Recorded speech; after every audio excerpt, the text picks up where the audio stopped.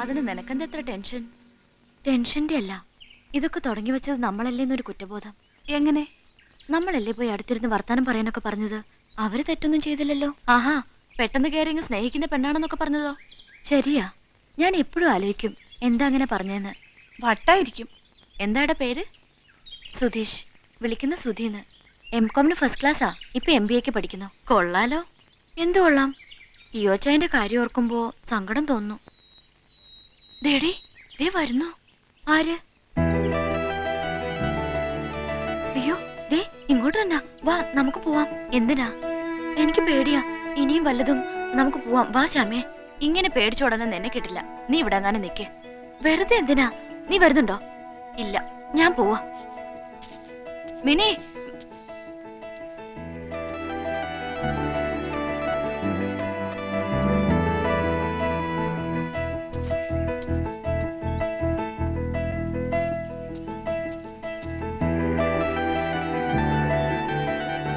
ഉപദ്രവിക്കാനും കൊല്ലാനും ഒന്നും വന്നതല്ല.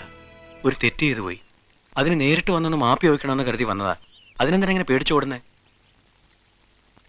2-3 ഇടത്ത് വെച്ച് കണ്ടിട്ടുണ്ട്, പരസ്പരം ശ്രദ്ധിച്ചിട്ടുണ്ട്. അത്രയല്ലേ ഉള്ളൂ മിനിക്ക് എന്നോടുള്ള പരിചയം. പക്ഷെ ഞാനൊരു1000 വട്ടം മിനിയെ അല്ലാതെ കണ്ടിട്ടുണ്ട് എൻ്റെ സ്വപ്നത്തിൽ. എന്നാൽ ഒരിക്കൽ പോലും മിനിയുടെ മുമ്പിൽ ഒരു ശല്യമായി വരരുത് എന്നെനിക്ക് നിർബന്ധമുണ്ടായിരുന്നു. പെട്ടെന്ന് അറിയാതെയാണെങ്കിലും അന്ന് ആ റെസ്റ്റോറൻറ്റിൽ മിനി എൻ്റെ അടുത്ത് വന്നിരുന്നപ്പോൾ അടുപ്പത്തിൽ വർത്താനം പറയാനൊക്കെ പറഞ്ഞപ്പോൾ ദൈവം എൻ്റെ കാര്യത്തിൽ എന്തൊക്കെയോ തീരുമാനിച്ചിരിക്കുന്നതൊക്കെ ഞാനങ്ങ് കയറി ഭ്രമിച്ചു പോയി.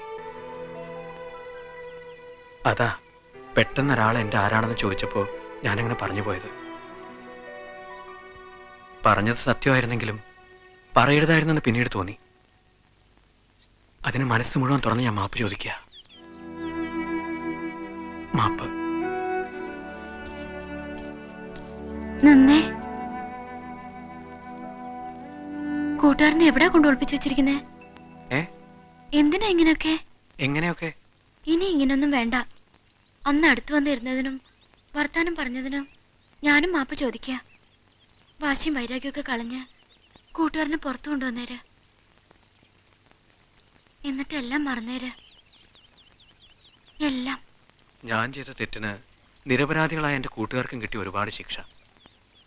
അതിൻ്റെ ദേഷ്യം അവർ തീർക്കുമ്പോൾ വേണ്ടാന്ന് പറയാൻ എനിക്കെങ്ങനെ പറ്റും? എന്നാലും മിനി പറഞ്ഞുകൊണ്ട് ശ്രമിച്ചു നോക്കാം പരമാവധി.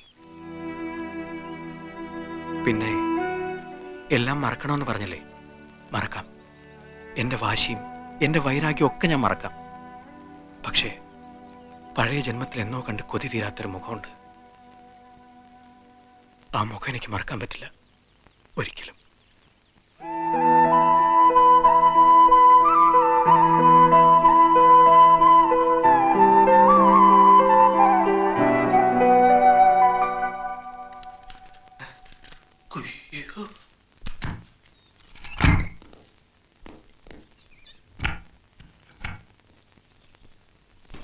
എടാ ഗോവിന്ദ, നീ 15-ാം നമ്പർ റൂം ക്ലീൻ ചെയ്താ? എടാ, ഈ മുറിയിലെ കട്ടിലെടുത്ത് 15-ാം നമ്പർ മുറിയിലിട്ടിട്ട് അവിടത്തെ കട്ടിലെടുത്ത് ഇവിടെ ഇടാനല്ലേ മൊലാളി പറഞ്ഞത്? അതെ. എന്നാ പിടിച്ചോ. പിടിച്ച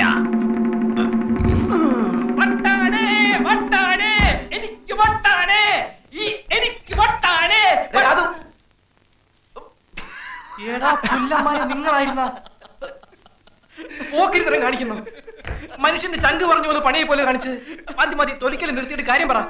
എന്തായി സംഭവം? എന്തായി? ഒന്നും ആകാനില്ല. മാൻ മിസ്സിംഗ് കളി അവസാനിക്കുന്നു, നീ പുറത്തിറങ്ങുന്നു. അതെന്താ? നിന്നെ പുറത്തു കൊണ്ടുവരാൻ മിനി വന്ന് റിക്വസ്റ്റ് ചെയ്തു. അപ്പൊ ഈയോടെ സസ്പെൻഷനോ? അതിന് വേണ്ട. മിനി വന്ന് അപേക്ഷിച്ചു കഴിഞ്ഞാൽ അതിനപ്പുറം ഒന്നുമില്ല. അത് പൊനാങ്കി പോയി പറഞ്ഞാ മതി. ആ ഈയോക്ക് സസ്പെൻഷൻ കിട്ടാതെ ഞാൻ ഇവിടെ ഇറങ്ങുന്ന പ്രശ്നമേ ഇല്ല. അതല്ലടാ, സസ്പെൻഷൻ ആയ എനിക്ക് മിനിയുടെ മുഖത്ത് നോക്കാനേ പറ്റില്ല.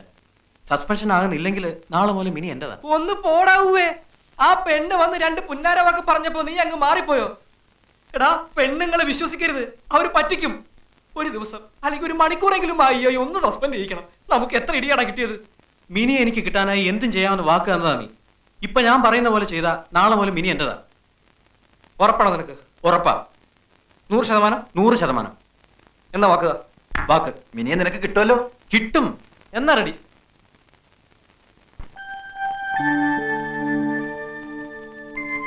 Come along!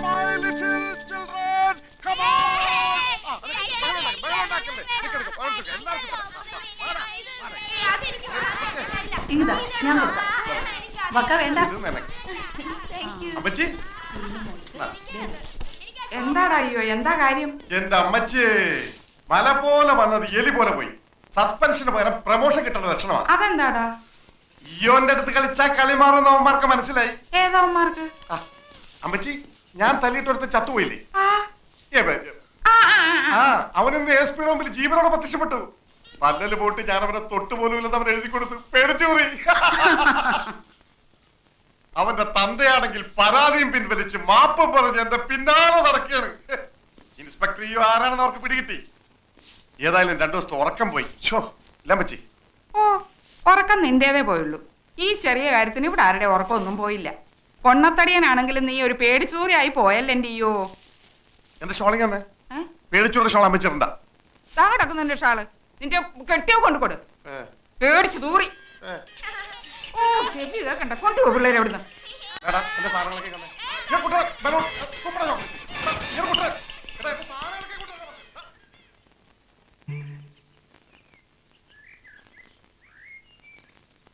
അന്ന് കൂട്ടുകാരനെ പുറത്തു കൊണ്ടുവന്നതിന് ഒരു നന്ദി പറയാൻ ഞാൻ പലയിടങ്ങളിലും അന്വേഷിച്ചു. ഇപ്പോഴാ കാണുന്നേ. താങ്ക്സ്.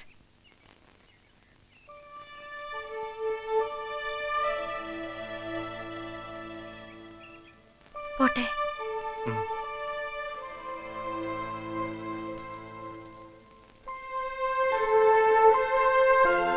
ഇത്തിരി ദൂരം ഞാനും വന്നോട്ടെ? എന്തിനാ? വെറുതെ. വേണ്ട, ഞാൻ പൊയ്ക്കോളാം. ഞാനും വരും. വരൂ. വീട്ടിലൊരു കൊച്ചു കുഞ്ഞാണെങ്കിലും മിനി ഇപ്പോ ബികോം ഫൈനൽ ഇയറിന് പഠിക്കുന്ന ഒരു മുതിർന്ന പെണ്ണാ. വരൂ. തീരുമാനങ്ങൾ എടുക്കാനും വേണ്ടെന്ന് വെക്കാനും ഒക്കെ സ്വാതന്ത്ര്യമുള്ള ഒരു ഗ്രോൺ അപ്പ് ഗേൾ. വരൂന്നേ. ഒരിക്കൽ മിനി കേൾക്കാൻ വേണ്ടി ഞാൻ എൻ്റെ ഒരു ഇഷ്ടം ഉറക്കെ പറഞ്ഞതാ. ഞാൻ സ്നേഹിക്കുന്ന പെണ്ണാണെന്ന്. അതിന്റെ ഒരു പ്രതികരണം അല്ലെങ്കിൽ മറുപടി എന്നാണെങ്കിലും മിനി പറഞ്ഞേ തീരൂ. അതിപ്പോ പറയണം. അയ്യോ, എനിക്ക് അങ്ങനെയൊന്നും അറിയില്ല. ഇഷ്ടമാണെങ്കിൽ ആണെന്ന് പറയാം, അല്ലെങ്കിൽ അല്ലാന്ന് തന്നെ തറപ്പിച്ച് പറയാം. പറ. എന്നോട് അങ്ങനൊന്നും ചോദിക്കണ്ട. ഞാൻ പോവാ. നിക്ക്. മിനി ഇപ്പൊ എന്റെ മനസ്സിന്റെ കടുത്തൊരു വേദനയാ. ആദ്യം കണ്ട നിമിഷം മുതലേ മനസ്സിനെ വരിഞ്ഞു മുറുക്കി നിൽക്കുന്ന ഒരു വല്ലാത്ത വേദന. താങ്ങാൻ പറ്റുന്നില്ല. മിനി ഇപ്പൊ എന്നെ ഇഷ്ടമാണെന്ന് പറഞ്ഞാൽ ആ വേദന അങ്ങ് പോവും. ഇഷ്ടമല്ല എന്ന് പറഞ്ഞാലും അതങ്ങ് പോവും. മറക്കാലോ എല്ലാം. പറ. എനിക്ക് അങ്ങനെയൊന്നും പറയാൻ അറിയത്തില്ല. അപ്പൊ ഇഷ്ടമാണെന്ന് ഞാൻ വിശ്വസിച്ചോട്ടെ? അയ്യോ വേണ്ട. എന്നാ ഇഷ്ടമല്ലെന്ന് വിശ്വസിച്ചോട്ടെ? എന്തിനാ ഇങ്ങനെയൊക്കെ? അപ്പൊ ഇഷ്ടമല്ലേ? അങ്ങനെ ഞാൻ പറഞ്ഞില്ലല്ലോ. ശരി, ഇഷ്ടമല്ല. ഞാൻ പോവാ. വേണ്ട, പറഞ്ഞിട്ട് പോയാ മതി.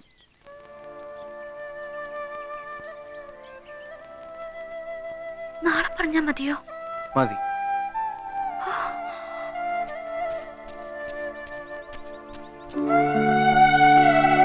നിക്ക്. നാളെ കളവ് പറയരുത്. ഇന്നൊരു കളവ് പറഞ്ഞു. എന്നെ അന്വേഷിച്ചിട്ട് കണ്ടില്ല എന്ന്. ഇന്നലെ മറഞ്ഞു നിന്ന് എന്നെ നോക്കിയത് ഞാൻ കണ്ടു. ഒന്നും പറഞ്ഞില്ലെങ്കിലും ആ മനസ്സ് ഞാൻ അറിയുന്നുണ്ട്. എങ്കിലും നാളെ ഞാൻ കാത്തു നിൽക്കും.